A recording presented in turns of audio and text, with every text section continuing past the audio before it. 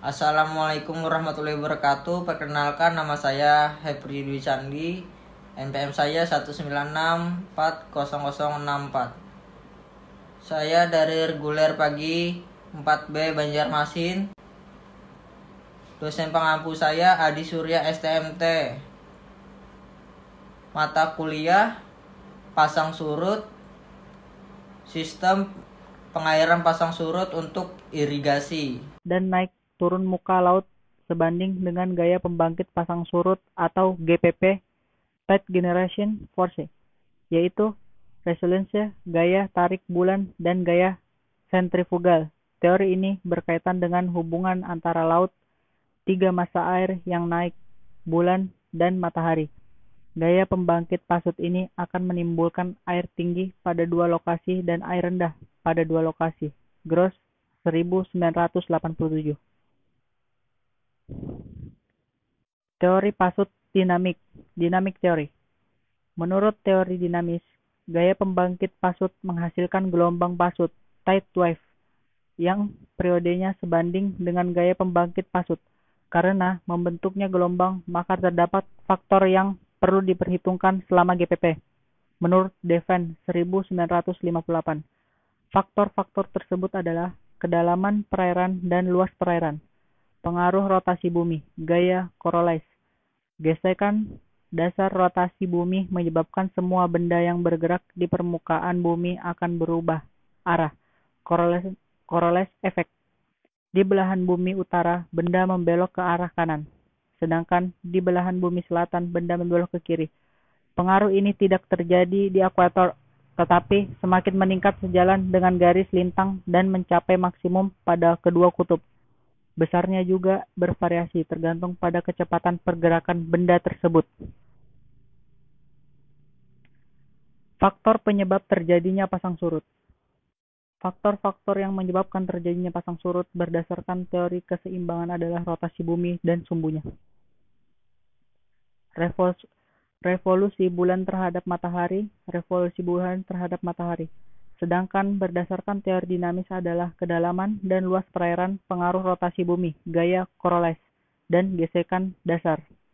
Selain itu juga terdapat beberapa faktor lokal yang dapat mempengaruhi pasut di suatu perairan seperti topografi, dasar laut, lebar selat, bentuk teluk, dan sebagainya, sehingga berbagai lokasi memiliki ciri pasang surut yang berlainan. Pasang surut laut merupakan hasil dari gaya tarik gravitasi dan efek sentrifugal. Efek sentrifugal adalah dorongan ke arah luar pusat rotasi. Gravitasi bervariasi secara langsung dengan massa tetapi berbanding terbalik terhadap jarak. Meskipun ukuran bulan lebih kecil dari matahari, gaya tarik gravitasi bulan 2 kali lebih besar daripada gaya tarik matahari dalam membangkitkan pasang surut laut karena jarak bulan lebih dekat daripada jarak matahari ke bumi. Tipe-tipe pasang surut. Pasang surut diurnal, yaitu bila dalam mata sehari terjadi 1 kali pasang dan 1 kali surut, biasanya terjadi di laut sekitar Khatulistiwa. Kedua, pasang surut semi diurnal, yaitu bila dalam sehari terjadi 2 kali pasang dan 2 kali surut, hampir sama tingginya. Yang ketiga, pasang surut campuran, yaitu gabungan dari tipe 1 dan tipe 2, bila bulan melintas khatulistiwa (deklinasi kecil), pasutnya bertipe semi-diurnal, dan jika deklinasi bulan mendekati maksimum, terbentuk pasut diurnal. Menurut Wertke, pasang surut di Indonesia dibagi menjadi 4, yaitu yang pertama pasang surut harian tunggal, diurnal tide, merupakan pasut yang hanya terjadi 1 kali pasang dan 1 kali surut dalam 1 hari. Ini terdapat di Selat Karimata. Yang kedua, pasang surut harian pada semi-diurnal tide, merupakan pasut yang terjadi 2 kali pasang dan 2 kali surut yang tinggi hampir sama dalam 1 hari. Ini terdapat di Selat Malaka hingga Laut Andam. Yang ketiga, pasang surut campuran condong harian tunggal (mixed tide) Prevailing diurnal merupakan pasut yang tiap harinya terjadi satu kali pasang dan satu kali surut, terkadang dengan dua kali pasang dan dua kali surut yang sangat berbeda dalam tinggi dan waktu. Ini terdapat di pantai selatan Kalimantan dan pantai utara Jawa Barat. Dan yang terakhir, pasang surut campuran condong harian ganda, mixed tide prevailing semi diurnal, merupakan pasut yang terjadi dua kali pasang dan dua kali surut dalam sehari, tetapi terkadang terjadi satu kali pasang dan satu kali surut, dengan memiliki tinggi dan waktu yang berbeda. Ini terdapat di pantai selatan Jawa dan Indonesia bagian timur. Arus pasang surut. Gerakan air vertikal yang berhubungan dengan naik dan turunnya pasang surut diiringi oleh gerakan air horizontal yang disebut dengan arus pasang surut. Permukaan air laut senantiasa berubah-ubah setiap karena gerakan pasut. Keadaan ini juga terjadi pada tempat-tempat seperti teluk dan selat hingga menimbulkan arus pasut dalam kurung tidal current. Faktor yang mempengaruhi antara lain adalah berkurangnya menurut King arus yang terjadi di laut, teluk, dan laguna adalah akibat massa air mengalir dari permukaan yang lebih tinggi ke permukaan yang lebih rendah disebabkan oleh pasut.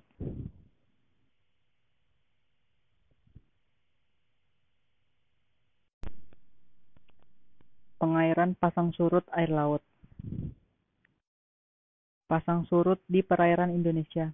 Indonesia merupakan negara kepulauan yang dikelilingi oleh dua lautan, yaitu Samudra Indonesia dan Samudra Pasifik, serta posisinya yang berada di garis khatulistiwa, sehingga kondisi pasang surut, angin, gelombang, dan arus laut cukup besar. Hasilnya, pengukuran tinggi pasang surut di wilayah laut Indonesia menunjukkan beberapa wilayah lepas laut pesisir daerah Indonesia memiliki pasang surut cukup tinggi. Keadaan pasang surut di perairan Nusantara ditentukan oleh penjelaran pasang surut dan Samudra Pasifik dan Hindia, serta morfologi pantai dan betimery perairan yang kompleks di mana terdapat banyak selat, palung, dan lautan yang dangkal dan laut dalam. Keadaan perairan tersebut membentuk pola pasang surut yang beragam. Pengertian pasang surut.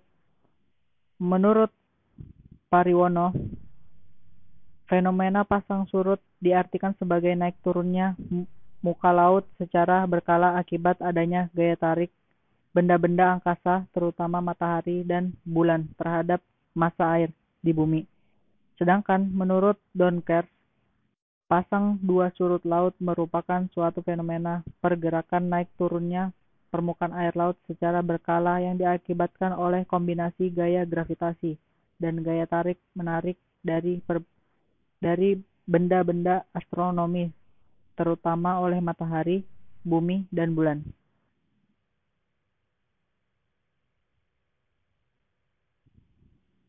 Teori pasang surut. Teori keseimbangan equilibrium theory. Teori keseimbangan pertama kali diperkenalkan oleh Sir Isaac Newton. Teori ini menerangkan sifat-sifat pasut secara kualitatif. Teori terjadi pada bumi ideal yang seluruh permukaannya ditutupi oleh air dan pengaruh kelembaban diabaikan. Untuk memahami gaya pembangkit pasang surut dilakukan dengan memisahkan pergerakan sistem bumi, bulan, matahari menjadi dua, yaitu sistem bumi, bulan, dan sistem bumi matahari. Pada teori keseimbangan bumi, diasumsikan tertutup air dengan kedalaman dan densitas yang sama, dan naik turun muka laut sebanding dengan gaya pembangkit pasang surut atau GPP, Tide Generation